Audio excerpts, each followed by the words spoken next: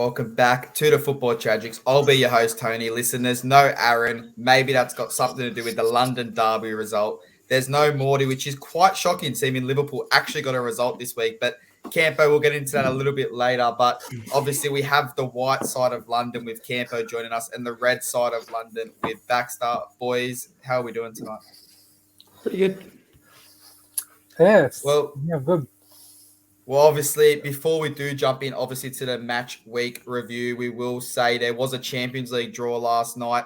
Again, this puts a bit of a smile on Campo's face because he's his only team that actually was represented in this draw. But we'll just pop it up on the screen quickly. Obviously, Leipzig versus City, Club Brugge versus Benfica, Liverpool will face Real Madrid.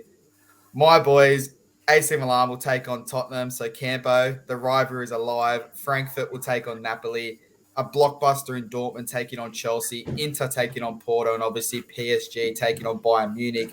Camp, I'll go to you first. Given this draw, given what could happen, the teams that could get knocked out, who's taking out the title? It's hard to look past City with the robot up top and Kevin De Bruyne feeding him. You've just got to pray that someone from Nottingham snap them both. Well, obviously, like you said, they've got a robot up top. Who knows if he will get injured? Who knows if he's upgraded his software and he's injury-free? But obviously, you do have De Bruyne. He knows how to thread a ball and he knows how to dive, which we'll talk about a little bit later when we get onto that. But Baxter, same question. Who do you have winning this one? I can't go past the defending champs, the Ballon d'Or winner, Real Madrid. They've got a point to prove and they've got a hard opponent coming up. Well, I mean, once we breeze past Tottenham, it's Milan's title to win. So I'm going Milan in a very, very, very biased opinion. But boys, quite quickly before we do jump into this week again, obviously just looking at the Europa League, it's that main game we want to look at right there. Obviously, Arsenal won't play. They did top their group, but FC Barcelona, Manchester United. It's almost, I don't want to say it was rigged that this happened, but the first two balls out of the pods, first one Barca, second one Manchester United. Who do you see winning that, and who do you see obviously taking out the Europa League, Baxter? Well, my team's not on screen, so I'm backing my boys to get it done. But I will confirm there was some sort of riggedness in it because Manchester United ball was the last one to place in the pot. He spun it around and he grabbed the Man United ball. And as videos show, he's moving his hand around while he's got the Man United ball in his hands. So how is that a fair draw? But I hear Spain's is good this time of year anyway. I mean, I'm looking forward to it. Maybe the loser has to pay those deferred fees that Barca own Frankie de Jong. Maybe that's how they'll settle where he actually goes. But Campo, same question to you. Obviously, who do you see winning that Barca United and obviously taking out the tournament? I mean, if you really give a shit because your team's not in there. I can't. No Martinez in the first leg for United, so I think Barcelona will have will create too much of a gap for you to break in the second leg. And I don't know what other teams are in it, to be honest, to pick a winner. So that's what happens when you become successful and you're in that Champions League. You don't really care who's in the Europa League. But obviously, boys, we are here to talk about the Premier League. So we're going to kick it off with the 2-2 draw. It was Nottingham Forest 2, Brentford 2. Campo, give me your thoughts on this game. And does this result benefit one or the other? Nottingham will be absolutely stoked with a last-minute goal to seal the draw. They need any point they can get at the moment. There's just any point will do at the moment.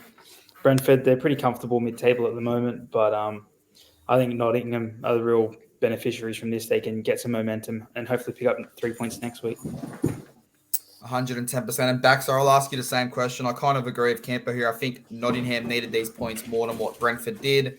They got that point after Henderson did give away a penalty. But how did you see this one? Is it what you expected, or did you think one team should have won?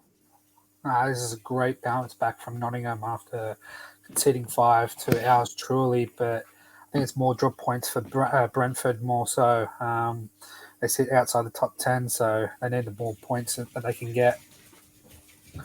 100%. I've got to agree with you there. But, boys, we'll move straight on because I can see that Campo might have to do some cleaning in that lovely, lovely kitchen, lounge room. I don't know what it is. A bit of everything there right now. But it was Wolves 2, Brighton 3. Brighton went ahead 1-0. There was 2 goals for Wolves to go up 2-1. They equalised, and then there was a red card to Semedo with Gross scoring the winner in the 83rd minute. Brighton keep flying. Obviously, we've seen Chelsea get a few different results since Potter did leave Brighton, but the new manager at the helm, good results, Baxter? It is very good for Brighton. I think you always want to leave the place that you're leaving in a better position than you were when you got there. So Brighton, as they are, they could push for that Conference League this season. And Campo, how high do you think the limit is for Brighton? Do you think they can push conference? Is that the height, or do you think they could push Europa, or is it just like last season, they're going to eventually drop off and finish that mid-table? I think they will drop off.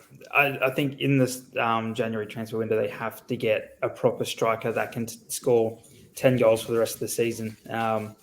If you're relying on Welbeck to score 15 goals, he's not your man. So they're heavily relying on Trossard, Gross, all them type of players. So if they're not on it, then Brighton lose. They're just an up and down club at the moment. So I think another striker will really see them push for Europe.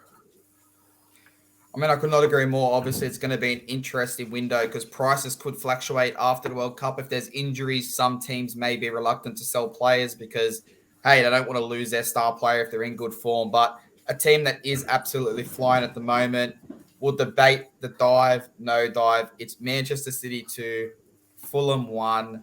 It was 1-1 late in the stoppage time. Haaland did have a goal ruled out for offside. Talk to me about the penalty, Campo. Quite soft?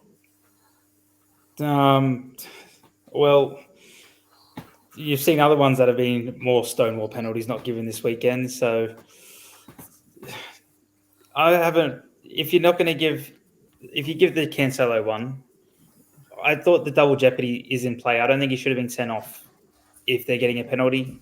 So I think that's a bit harsh on City anyway. But it's a soft penalty in the end. But I think City deserve to win regardless.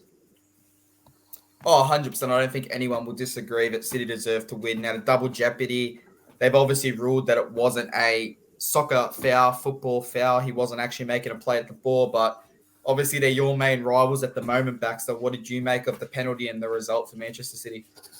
It was very soft, as Campo's touched on. There was other incidents around the grounds this weekend that could have been given a penalty but didn't, so very soft. 100%. Well, we'll get onto that one. Campo was talking about quite shortly, but let's turn our attention to obviously March's boys. Leeds United 4, Bournemouth 3. They were down. They were out. There was 30 minutes to go. They put 3 goals in the back of the net, and they've pulled a result that, who knows? This is points that you're not going to call it championship points when you're talking about Leeds, but this is survival points come the end of the season. So, Baxter, I'll come straight back to you. Were you impressed with the fight from Leeds? Disappointed in how they started the game? Or is this just the Leeds we expected and we see every week? They score a shit ton of goals, but they can't defend. Yeah, I think that's something that Marsh is going to work on in this World Cup stoppage period. It's a good win for Leeds. They get them out of the relegation zone. But, yeah, they've got to do something on that defending, because if they could turn that 4-3 into a 4-1 or a 4-0, I think it'd be impressive throughout the season. Yeah, it obviously is crazy. Like you said, they're out of the relegation zone. They're 3 points clear.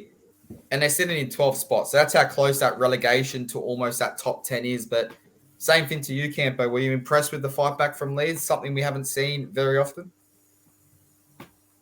Oh, absolutely. Leeds, I thought when they were 3-1 down, they were down and out. But Jesse Marsh has instilled some belief in this squad that no matter the scoreline, they can always fight back into any game. And Somerville, that's 2 winners in 2 weeks. So fair play, Leeds. They deserve this win with the heart and passion they showed this game. 100%. Well, I guess if Leeds do stay up, which is quite disappointing as a United fan, it does mean that Scott McTominay scores at least 3 or 4 goals in the season. So I can't be too disappointed with that. But moving on to, I guess you could say 2 managers that maybe are under a bit of pressure. It was Everton 0, Leicester 2. Morty's not here to talk shit about Brendan Rodgers, but obviously that moves Leicester into 14th, 2 points clear of the relegation zone. Campo, do you think his job's safe at the moment? And what did you make about this result? Yeah, I've said the whole time, I think Rodgers is safe because realistically, who's better out there that Leicester can attract at the moment? Tielemans going to leave in the summer. Madison's contract's running down. There is no big plays there once they leave. There is no one coming to that club, in my opinion. So I think it's going to be on Rodgers to get him out of this mess, keep him in the Prem, keep that money generating. But again, the two people that are leaving, they ran the show, Madison and Tielemans. So they're going to be very hard to replace for Leicester. Baxter, I'll go to you. Obviously, the last 5 games, if you go based on form, Leicester are currently sitting 4th, only behind Newcastle, Arsenal, and Manchester City. So I guess the same question to you. Is Brendan Rodgers' job safe at this stage going into the World Cup? Because it was up for speculation a couple of weeks ago. And then on the flip side, Frank Lampard. What are you discussing about that?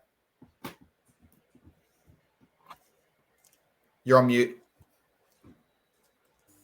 I look at Everton and Lamps. I think it's more of a speed hump for them more so. But Leicester, they got themselves in this sort of a pickle, selling a lot of players for high value and not actually investing into the squad. So if Brendan Rodgers is the man to do it, to get him out of this hole, he needs to dig deeper and find that secret gem and bring them up to the status that they once were. But good result for Leicester. 100% great result for Leicester. Gets them out of that relegation. Like you said, it might be a speed hump for Everton, or it might be something a bit more worrying. But Baxter, I did want to get you on the podcast today. I did want Aaron obviously here for this game. Unfortunately, he's not. It was quite a dominant display by your boys, regardless of only having 2 shots on target. It was Arsenal 1, Chelsea 0. London is red.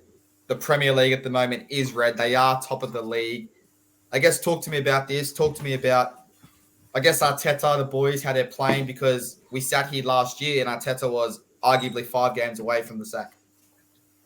Yeah, he was 5 games away from the sack. And I think the board and Edu, our sporting director, has backed him immensely. This was a tough game. It downpoured before the game started. The skies opened. And then it downpoured in the second half. Nothing personal to Chelsea. We showed Aubameyang who's boss, and we can win without him. But taking that away, it could have gone either way. Chelsea had a couple of chances. We had our chances, and doesn't matter who puts it in the back of the net. We're still going to win, and we won on the day. Well, Camp, I'll go to you. Obviously, you've spoken about penalties, not penalties. Say that ball didn't find the back of the net. Say they don't score the goal. Mr. Is it Cucurella? I don't actually know how to pronounce his name, but Cucurella.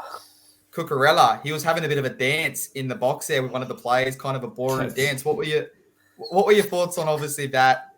And then obviously the game, Arsenal as a whole. I know you hate it being a Tottenham fan, but they're firing at the moment going into that World Cup break.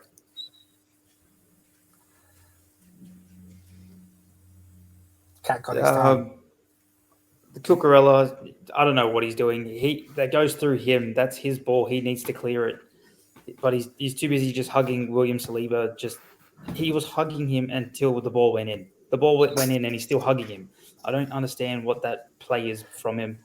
But on Arsenal, they are flying at the moment. But all it takes is one injury to one of those top 3 players and they're in a bit of a pickle. So I'm praying for injuries.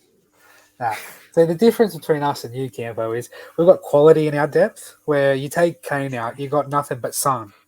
You take Gabriel Jesus out, you've got Gabriel Martinelli, you've got Saka. We've got the strikers up front, the defenders, mate. We're good. We're good all over the park. But if you lost Martinelli and Saka, who do you got? If we lose Saka, we've got Reece Nelson, who came on against Nottingham Forest and scored 2 blinder of goals, who hasn't played in I don't know how long. Like, this bloke appears on our team sheets every year, and I sell him in FIFA because he's crap on stats, but he's performing through and through. There's a reason why he's there and not out on loan like other players. You take Gabriel Martinelli out, you got Emile Smith-Rowe, he can play left wing. We have players that can be shuffled around. Look at Ben White, he's playing as a right back. We got Tommy Asu, who's a right back, centre back, playing left back, pushing Tini and our new signing in Zinchenko out as well. So we can shuffle around the pack. Pundits talk about it's one injury away for us. Yes, it's one injury away for everybody. You take, say, Martinez out for United and you put in the Fridge back at centre back. Hey, the Fridge has kept 2 clean sheets in his last 2 games. Thank you very much. Sorry, you could put anybody in there, but look, don't doubt us. Look, we're gonna push this title race to the end, and we're gonna have a real hot crack at it. I'll doubt you till I die. Sorry. Where are you right now? Where are you? I can't see you. That's right. We're number 1. You're number 0. You're not first, you're last. Well, I mean, it is interesting. I've got to kind of agree with both ends. I do think Arsenal have the depth, but you do lose key players.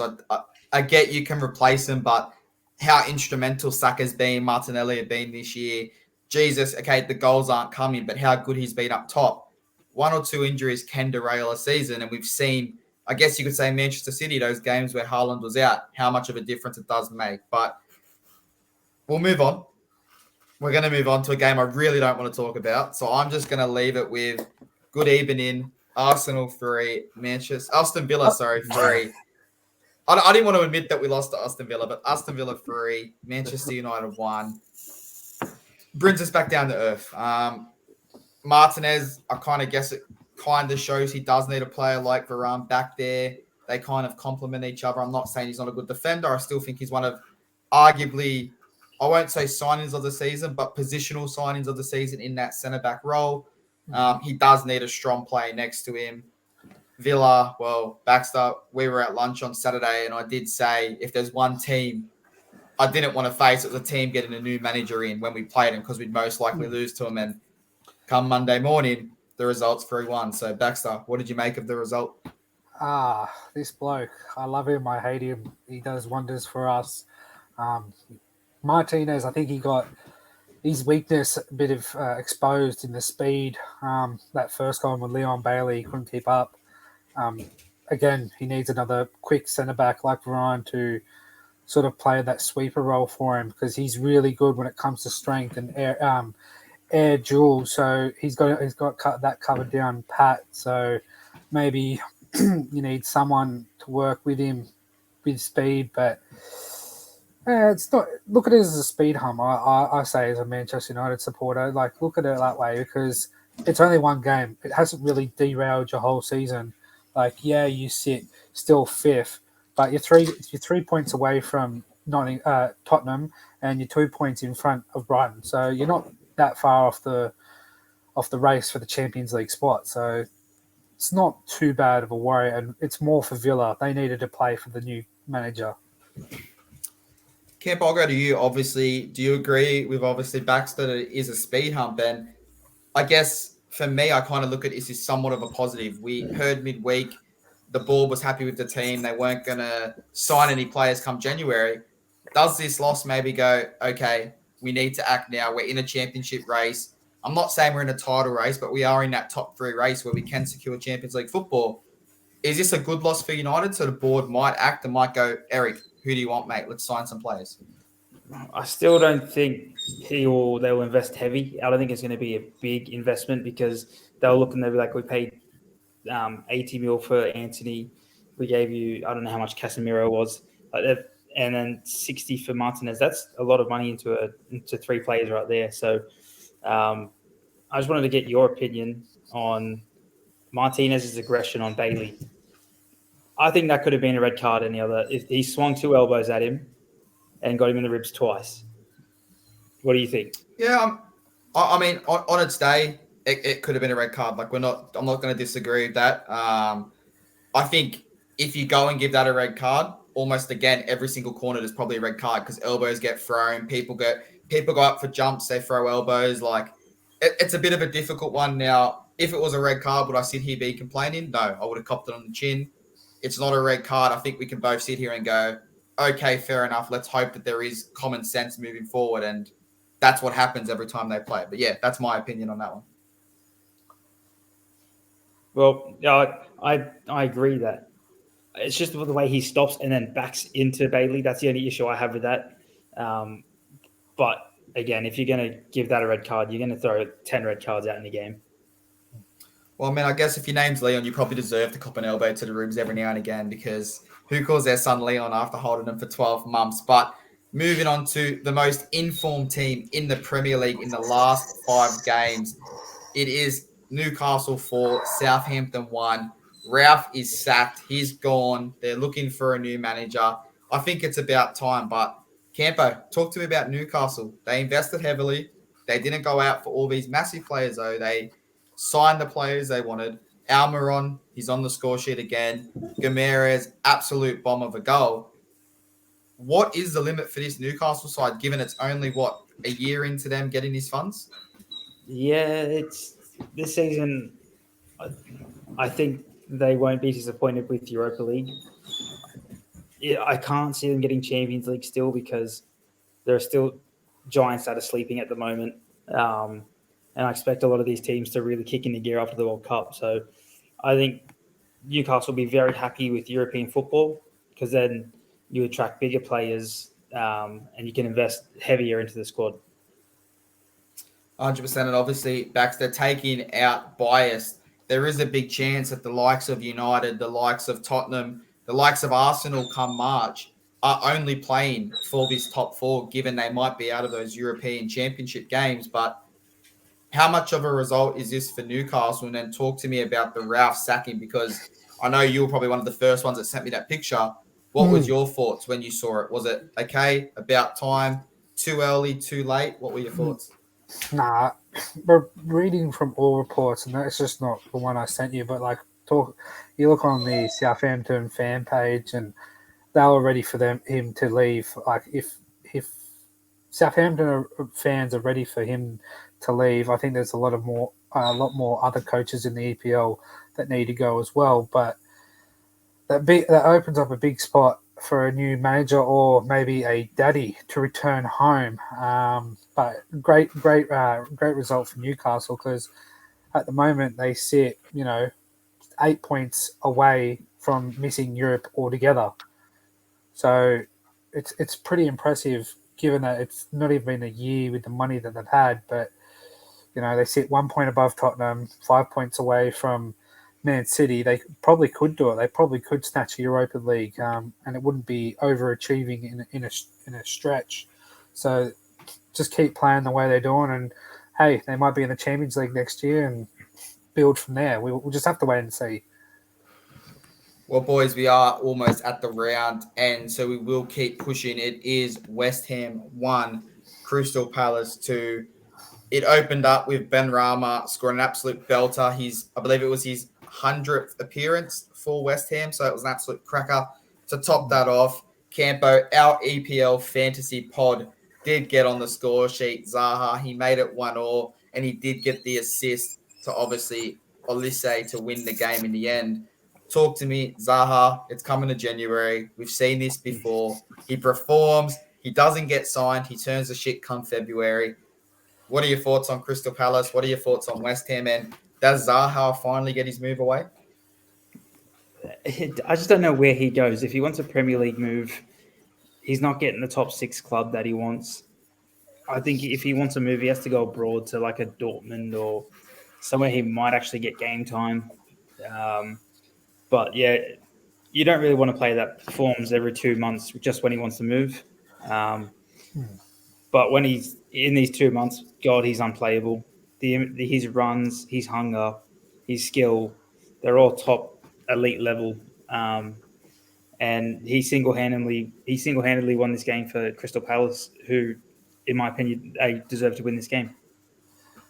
100% back, so I'll come to you. Zaha, again, I don't think he'd ever go to Arsenal, given you do have depth there. He wants to be a starter, but I guess Campo just said he can't really see him going to a top 6 slide. Now, there's rumours coming around that Liverpool might be in for him. There's rumours that he might return to United. Do you see him going to any of these big clubs, or do you kind of think, like Campo, he's got to make that move abroad? I think he does. He needs to realise he's like 29 years old, going on 30. He's not the player that he once was at 21, 22, where he was brilliant. Will it cost that much for Palace just to say, you know what, leave? Like, just here's your contract. We're going to tear it up in front of you. Go, because you perform well when it comes to transfer windows. But as soon as you don't get that move, you're unhappy. You're kicking stones. You know, you can see it in your performance. Does Palace just rip up his contract and go see you later? Like, do they really need that much drama around around their club? Again, imagine him going to United. Do you really need a Zaha at United? Do we really need a Zaha at Arsenal or a Liverpool? Even Tottenham. You from there? Do they need Zaha? I don't think so. He's an aging player who you can find someone else younger who's just as good, if not better, and has the world at their feet. So they need to figure out hard and fast what to do with him. But on the flip side, West Ham, they go 6 for 6 in the Conference League, but yet they sit 15th. Is this eggs in the basket again, or what? Do they have to start pulling the finger out of the arse and move up the ladder a little bit easier? I mean, I think it goes to show you that the Conference League is a bit of a piss take if you do find yourself in the group stage there. So, I mean, there's a lot easier competition than given the 1 to 20 in the Premier League. It is a tough league to be in, but I guess Tottenham, rule them out. They've got their own Zaha. He's called Richarlison. He's 25. He's a bit younger. He's a bit of a loose head. He plays his form. So he is there. I don't think Crystal Palace, like you said, will pay him out given his contract does run out at the end of this season. So he's probably going to get his move come May. Whether they try and cash in that January window, that's a different story that we have to see. But for me, I think they keep him. He does enough to help him stay up. And then they don't offer him a contract and he does make that move to wherever he goes. And you know what? If Zaha's happy to be a bench player, put him on there. So who knows? But Campo, you've been patient. You probably don't want to talk about it. It was a bit of a rort. This is going crazy right now. But there it is. It's Tottenham 1, Liverpool 2.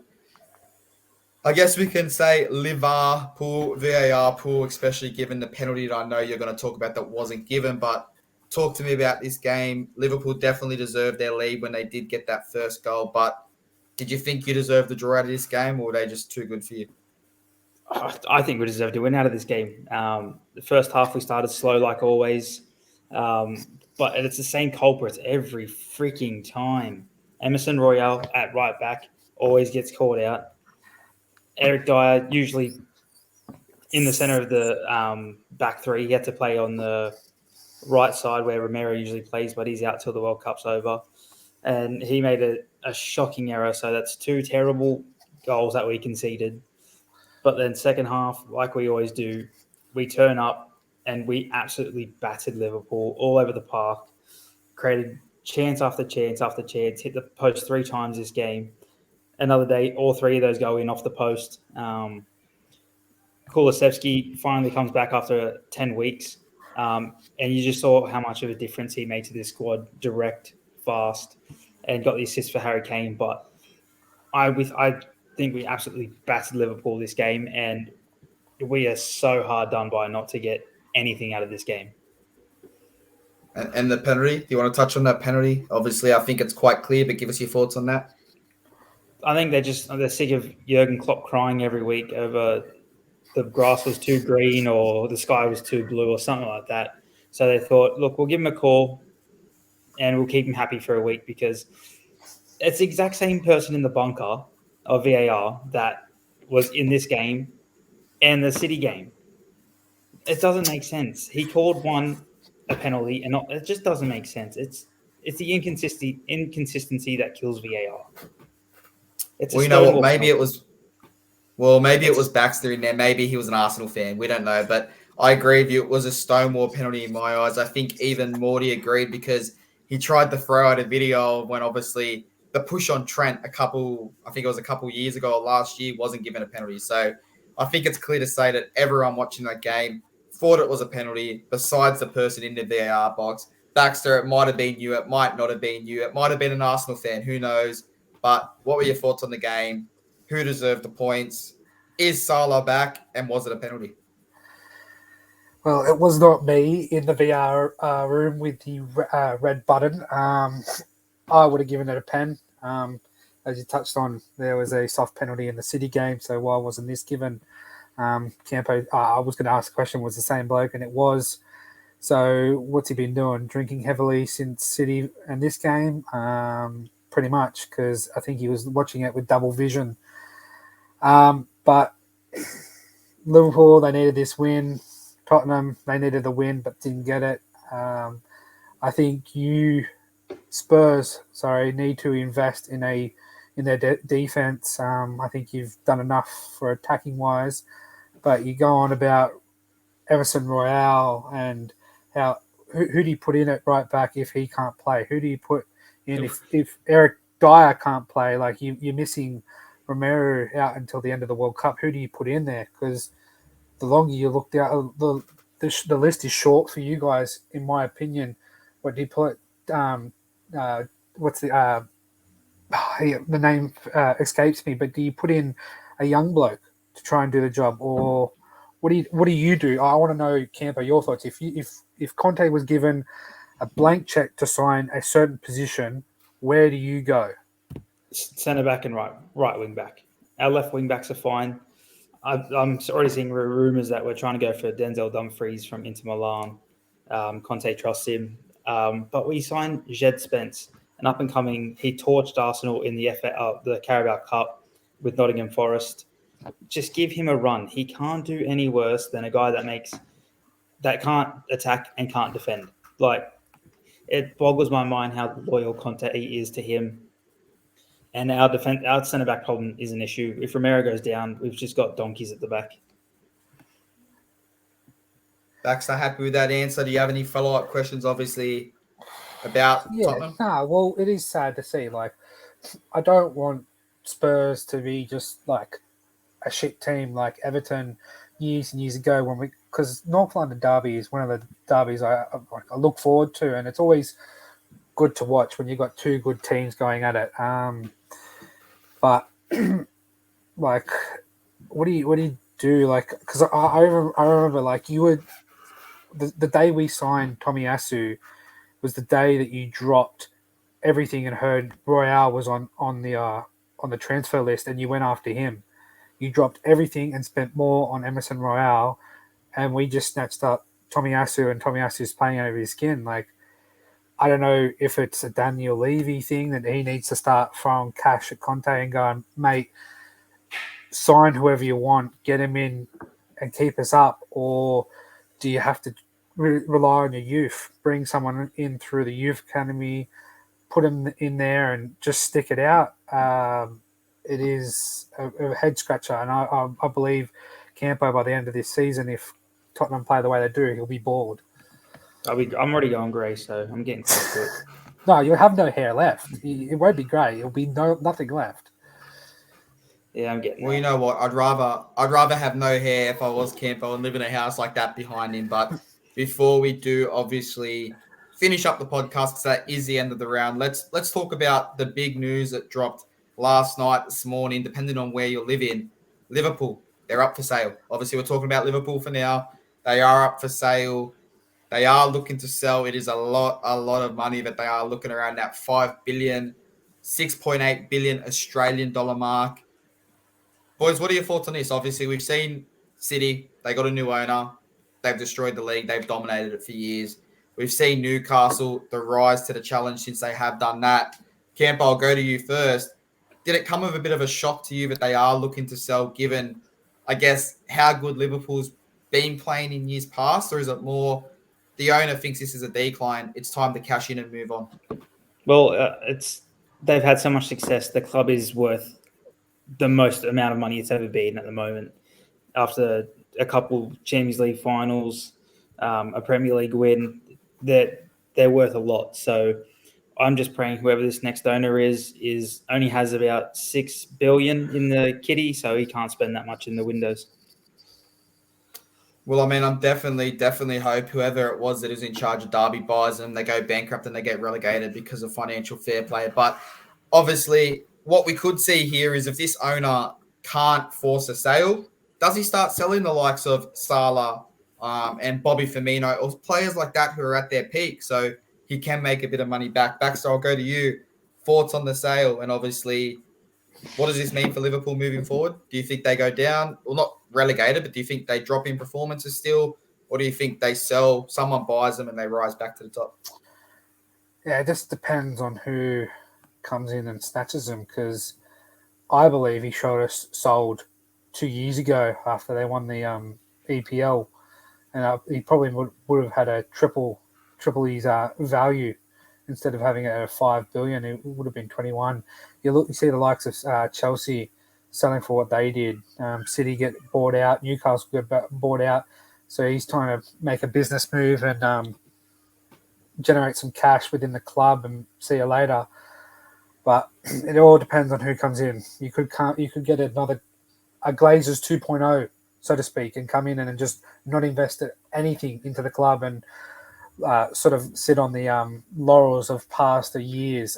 Or you could see a new owner come in and go, all right, what are we got to do to change this club around and get us back to where we were, pre-COVID, when we were winning the Champions League and pushing for the EPL.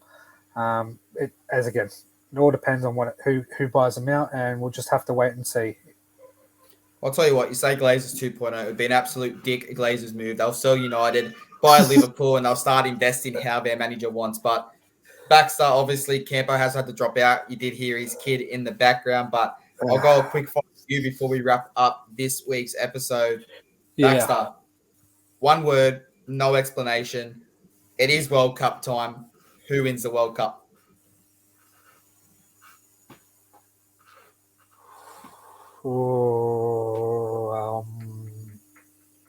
Argentina. He's gone Argentina. Arguably, it will be Messi's 1,000th game. One more question. The biggest disappointment at the World Cup. Who will it be given their stature? I mean, you could say Australia, but we're probably not likely to get out of that group. But given the stature, one word, the most disappointment at this World Cup. France. But there you go. That definitely boosts Australia's chances of making it out of the group if France do follow that World Cup curse that has happened since Italy won it in 2006. But I say they break both curses. Go on.